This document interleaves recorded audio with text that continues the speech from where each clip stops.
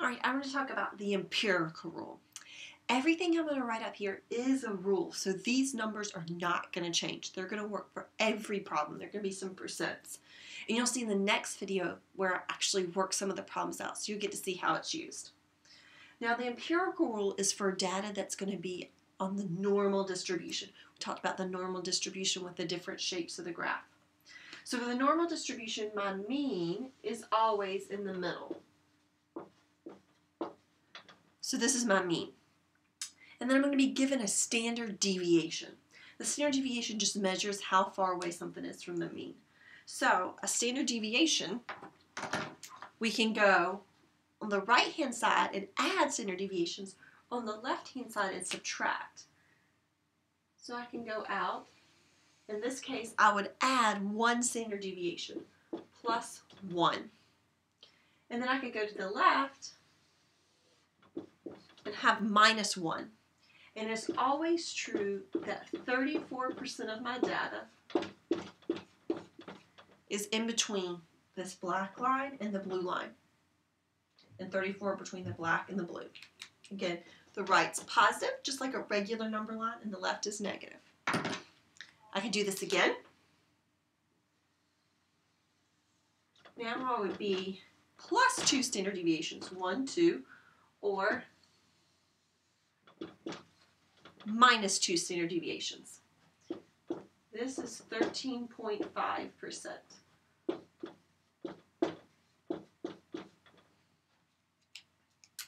Now I can do it one more time to have 3 standard deviations.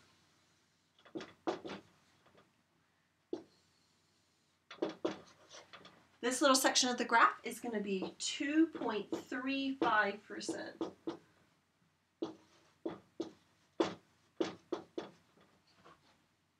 Now if we were to add up all the numbers from the purple line to the purple line, that would be 99.7% of the data. So there's almost all.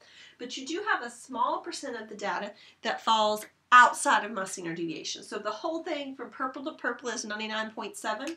That means we have 0.3%. Half of that 0.3 is going to be over here.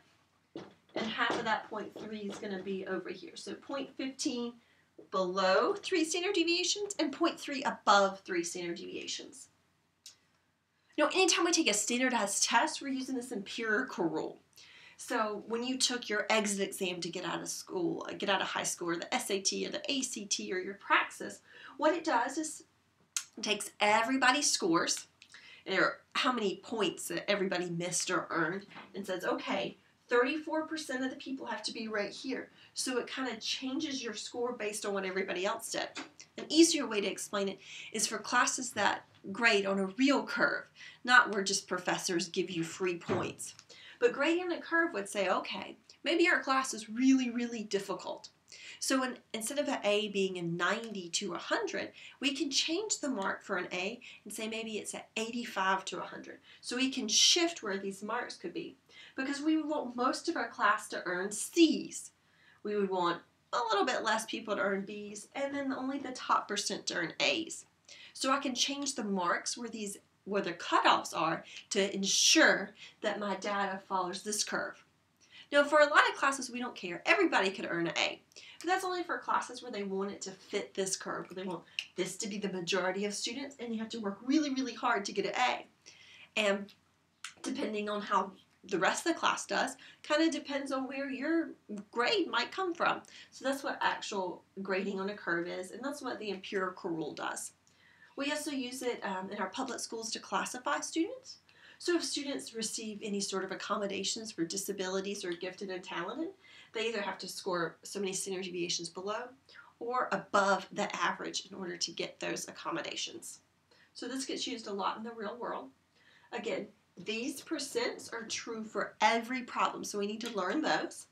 And once we know those, then we'll apply them to some actual problems with numbers, and we're going to be changing these means and standard deviations down here.